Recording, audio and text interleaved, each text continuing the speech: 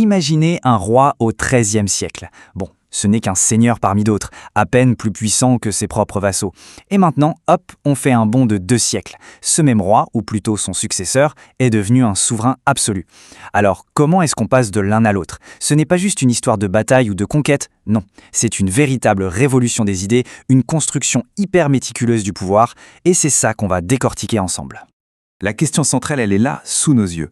Comment un roi, au départ, avec un pouvoir plutôt limité, arrive à s'élever au-dessus de tout le monde pour incarner l'État lui-même? C'est un vrai puzzle historique et on va essayer d'assembler toutes les pièces. Bon, alors, allons-y. Le premier grand changement, et c'est sans doute le plus fondamental, c'est une révolution qui se passe dans les têtes. Elle est menée par des experts en droit, les fameux légistes. Ces types vont littéralement réinventer la fonction royale. Et pour ça, ils vont s'appuyer sur 3 piliers théoriques complètement nouveaux. Et voilà les 3 concepts qui vont tout changer. D'abord, on affirme que le roi est l'équivalent d'un empereur sur son propre territoire. Fini la soumission. Ensuite, on renforce son côté sacré, il est le roi très chrétien. Et troisièmement, et ça c'est énorme, il n'est plus le propriétaire du royaume. Non, il est au service d'une entité abstraite, la chose publique qu'on appelle la res publica. Et tout part de cette petite phrase. C'est quand même ironique, hein, elle vient du pape lui-même. À l'origine, elle visait l'empereur germanique, qui était un rival. Mais les juristes français, de vrais petits génies, vont la retourner à leur avantage. Ils s'en emparent pour dire « Vous voyez, même le pape le dit, le roi de France est souverain chez lui, il ne dépend ni de l'empereur ni du pape. » C'est un coup de maître juridique. Et puis, il y a cette idée révolutionnaire, la res publica. En gros, le royaume n'appartient plus personnellement au roi, c'est une entité qui le dépasse, la couronne, qui existe indépendamment de sa personne physique. Le roi, lui, n'en est que l'administrateur, le gérant temporaire. C'est un changement de paradigme complet. Le pouvoir devient une fonction publique et non un patrimoine privé. On assiste là, ni plus ni moins, à l'acte de naissance de l'État moderne. Bon, avoir des idées, c'est super. Mais comment on les transforme en pouvoir réel, concret? Eh bien, le roi va se constituer une sorte de boîte à outils du souverain pour imposer son autorité sur tout le royaume. Le pouvoir du roi va se concentrer et s'affirmer dans 4 domaines clés. Primo, la justice. Le roi devient la source de toute justice. Deuxio, la loi. C'est lui qui fait et défait la loi. Tertio, l'armée. Il obtient le monopole de la force armée. Et enfin, l'impôt. Il gagne le droit de lever des taxes sur l'ensemble de ses sujets. Prenons le pouvoir de faire la loi, par exemple. Attention, ce n'est pas une dictature pure et simple. Quand le roi veut une nouvelle loi, il doit la faire enregistrer par le Parlement de Paris, qui est la plus haute cour de justice. Et les juges, ils peuvent refuser. Ils peuvent lui envoyer ce qu'on appelle des remontrances. C'est un vrai bras de fer. Alors oui, c'est vrai, à la fin, le roi peut avoir le dernier mot en se déplaçant en personne, c'est le lit de justice. Mais ça montre bien que ce n'est pas un pouvoir sans contrepoids. C'est une négociation quasi permanente. On arrive maintenant à un point qui est, je trouve, absolument fascinant et totalement contre-intuitif. On dit que le pouvoir du roi est absolu. Mais attention, ça ne veut pas dire qu'il est arbitraire ou illimité. Bien au contraire, le roi lui-même est soumis à des règles supérieures. Et c'est là tout le paradoxe de cette nouvelle monarchie. Si le roi est, comme on dit, délié des lois ordinaires, qu'est-ce qui l'empêche de devenir un tyran? La réponse, elle se trouve dans une catégorie de lois très spéciale. En fait, la solution, c'est qu'il y a 2 niveaux de lois. D'un côté, il y a les lois ordinaires, celles qui s'appliquent au sujet.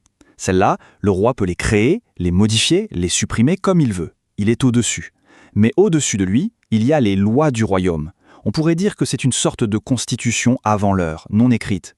Ces lois-là touchent au fonctionnement de la couronne elle-même. Et là, le roi ne peut rien faire. Il leur est soumis exactement comme le plus humble de ses sujets. La plus connue de ces lois fondamentales, c'est bien sûr la fameuse loi salique.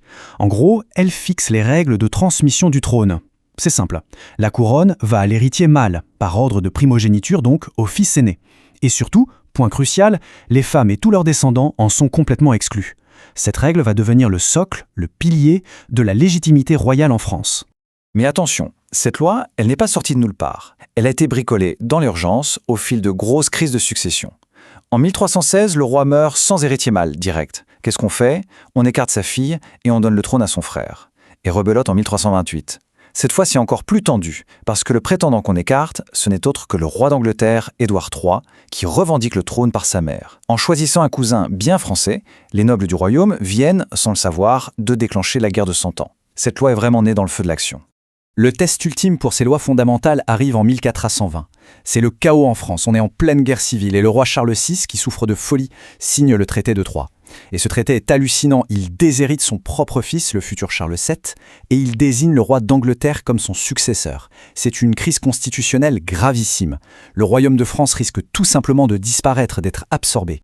Et la réponse, elle vient d'où? Encore et toujours des juristes. Dès 1419, un certain Jean de Terre-Vermeille avait anticipé le coup. Il développe une théorie décisive en disant « Le roi ne peut pas donner la couronne ». Pourquoi? Parce qu'elle ne lui appartient pas. Il n'en est que l'administrateur. Le successeur, il est désigné par la coutume, par la loi salique, pas par la volonté du roi du moment.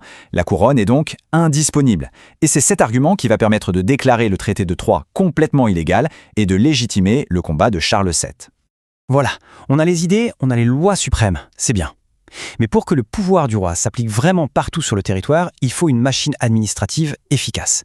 Et ça, c'est le dernier grand pilier de cet absolutisme en construction.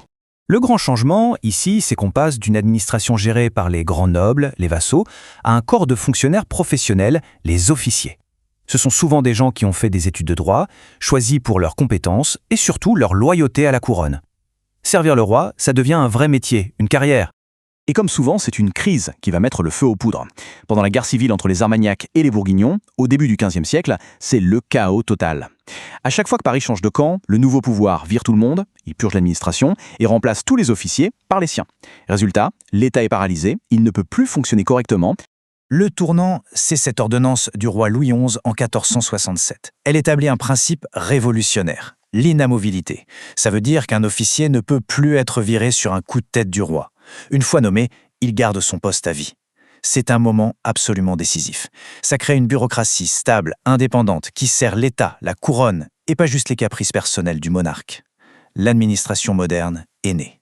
Alors si on résume, l'absolutisme, ce n'est pas juste la tyrannie d'un seul homme. Pas du tout. C'est une construction hyper sophistiquée qui repose sur 4 grands piliers. Une nouvelle idée du roi, des outils de pouvoir très concrets, des limites paradoxales qui en fait renforcent l'État, et pour finir, une administration de professionnels pour faire tourner toute la machine. On termine sur cette question qui, je trouve, résume toute la complexité de l'époque. Qu'est-ce qui rend un pouvoir vraiment solide? Est-ce la capacité de se placer au-dessus de la loi, ou au contraire, le fait que ce pouvoir soit lui-même protégé et garanti par une loi supérieure, immuable?